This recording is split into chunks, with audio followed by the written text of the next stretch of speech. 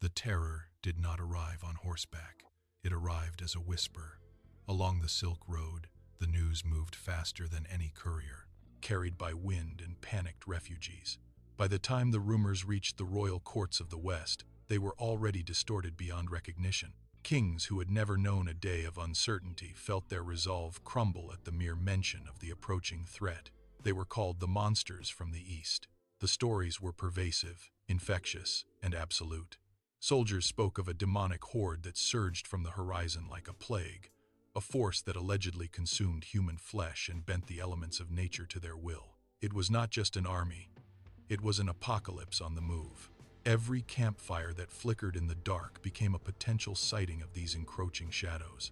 The men who guarded the borders stopped checking their blades and started watching the horizon, waiting for a nightmare that had already begun to claim their minds. The dread was tangible, a cold pressure that settled in the chest of every soldier. Long before the first blade was drawn, the war was already being lost in the silence of the night, where the only sound was the growing, frantic hum of 1,000 men terrified of what they could not see. But the terror was not a product of chance. It was a masterpiece of design. Deep within his encampment, Genghis Khan sat at a map, watching the pieces move. He understood a brutal, enduring truth. A soldier who is terrified is a soldier already defeated.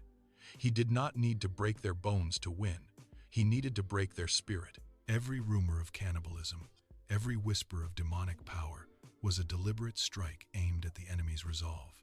He treated fear as a weapon, sharpening it, polishing it, and deploying it with the same precision as a steel blade. While his rivals focused on armor and formations, he focused on the internal landscape of his opponent. By the time his cavalry appeared on the horizon, the opposing commanders were already doubting their own eyes. They were not fighting a man, or even an army. They were fighting the shadows he had planted in their minds. He stripped them of their confidence long before they could grip their spears. For Genghis, the battlefield was merely a final formality. The true conquest happened in the quiet moments of the night, when the enemy commander stared into the dark and saw the monsters he had been conditioned to expect. He had weaponized the human imagination, turning the enemy's own thoughts into an invading force. Across the rolling plains, the Allied commanders gathered their strength. Their camp was a sprawl of steel and standard bearers, a force built to crush any opposition. They possessed the numbers, the supply lines, and the collective belief that the Mongol threat was a phantom.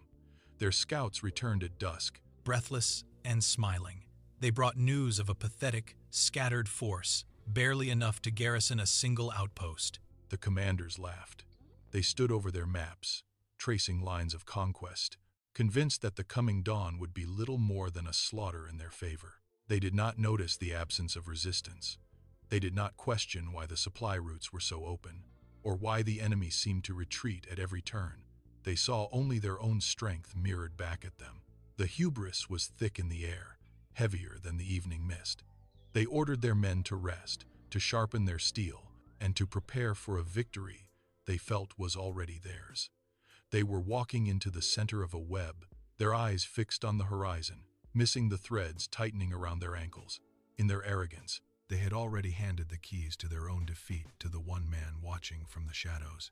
Genghis shaped minds, not just fought foes, their ears straining for any sign of his strength. He gave them a performance. He ordered his men to abandon supplies, leave broken carts in the mud, and retreat with exaggerated haste. Spies watched, recording every dropped spear. They saw a starving, disorganized rabble. They saw exactly what Genghis wanted them to see. He allowed the spies to escape, ensuring they would carry the infection of false confidence back to their commanders. Every report they filed was a lie, polished to perfection and delivered as gospel. The enemy commanders drank in these reports like wine, their arrogance swelling with each confirmation of the Mongol weakness. They prepared for a pursuit, not a battle. They moved their heavy infantry into the narrow valley, convinced that the thin Mongol line would shatter under the first charge. They were not tracking an army, they were tracking a phantom. By the time the spies reached the command tent, the trap was already sprung. The enemy had accepted the bait, and with every step, they wove their own noose.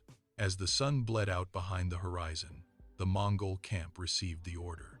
It was a simple command, repeated from fire to fire. Ignite 5 flames where there was once only one. Across the vast plains, the night began to shift. Small, singular embers sparked into existence, then doubled, then tripled. One by one, the dark patches of the steppe vanished, replaced by an artificial constellation of fire that defied all logic. The scale was impossible. Where the scouts had reported a handful of stragglers, there now stood a sea of light, stretching from one end of the horizon to the other. Each flickering point of orange flame represented a phantom battalion. The enemy scouts, perched in their high wooden towers, gripped the railings until their knuckles turned white. Their breath hitched. The numbers they had calculated, the confidence they had built, all dissolved into the heat of the growing inferno. They looked out at an army that had supposedly materialized from the void. The wind carried the scent of burning wood and the low, rhythmic hum of thousands of men moving in the dark. Silence fell over the enemy lines as the realization took hold. The trap was no longer a theory. It was a wall of fire, and they were surrounded by an enemy that seemed to be everywhere at once. Inside the enemy camp, the illusion of safety shattered within the hour. Command tents that had been filled with boisterous planning now echoed with frantic, whispered debates. Officers paced the perimeter, staring at the endless wall of fire, unable to reconcile the morning reports of a weak enemy with the glowing reality surrounding them. They did not sleep. How could they? Every shadow cast by the campfires looked like a scout, and every gust of wind sounded like an approaching cavalry charge. Soldiers gripped their weapons until their hands cramped, eyes darting toward the darkness, searching for an enemy that might be inches away. The tension became a physical weight. Men snapped at each other over minor grievances, nerves fraying under the relentless pressure of the unknown. A single, misplaced footfall in the grass sent entire squads scrambling to their feet, shields raised, hearts hammering against their ribs. The commanders tried to maintain order, but the contagion of fear moved faster than any command. By midnight, the camp was a hive of exhaustion and twitching reflexes. They were already defeated, not by steel, but by the relentless, burning certainty that they would not survive the night. The fires did not die down. They mocked the darkness, a constant, glowing reminder that time was running out. The first light of dawn did not bring clarity. It brought the end. The enemy soldiers stood in their lines, eyes bloodshot and hands trembling, bracing for a charge that had been haunting their thoughts for hours. Then, the ground began to vibrate. It started as a low, rhythmic pulse that climbed through the soles of their boots and settled in their teeth. From the horizon, the Mongol cavalry surged forward. Each horse dragged a massive bundle of dry brushwood behind it, tearing at the parched earth with relentless force. A monumental wall of dust erupted into the air, rising like a dark, suffocating tide that eclipsed the morning sun. The light turned sickly and dim, casting long, jagged shadows across the field. To the men in the ranks, the view was gone. They squinted through the grit, their lungs burning as they inhaled the fine, swirling powder. Through the haze, the riders appeared not as men, but as shapeless, towering entities emerging from a void. The horses moved with a singular, terrifying speed, their forms blurring into the churning fog. The enemy did not see an army of soldiers. They saw a storm of demons tearing through the fabric of the world, closing the distance with unnatural swiftness. The air itself seemed to scream. The formation shattered. A single soldier, eyes wide and fixed on the swirling wall of dust, dropped his shield and turned to run. That one movement acted like a spark in dry timber.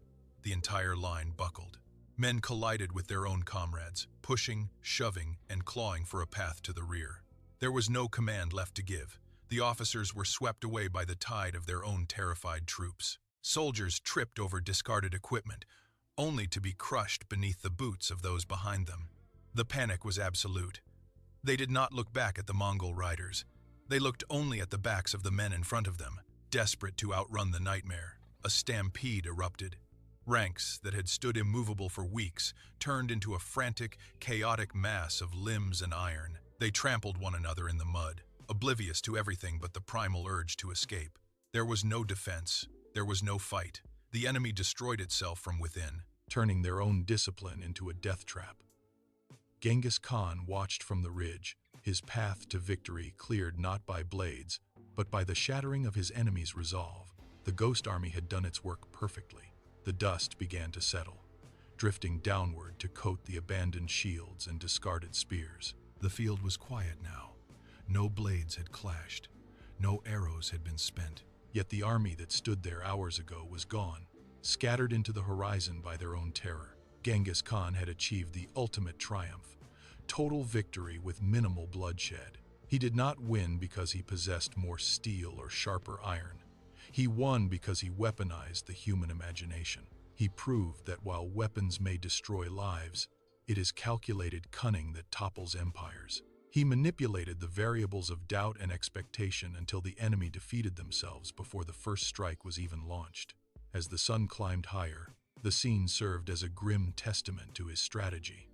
In the theater of war, the most dangerous battlefield is not the one you see with your eyes, nor the one marked by trenches and stakes. It is the invisible terrain inside your own mind. Once that ground is lost, the battle is over, and the war is already won.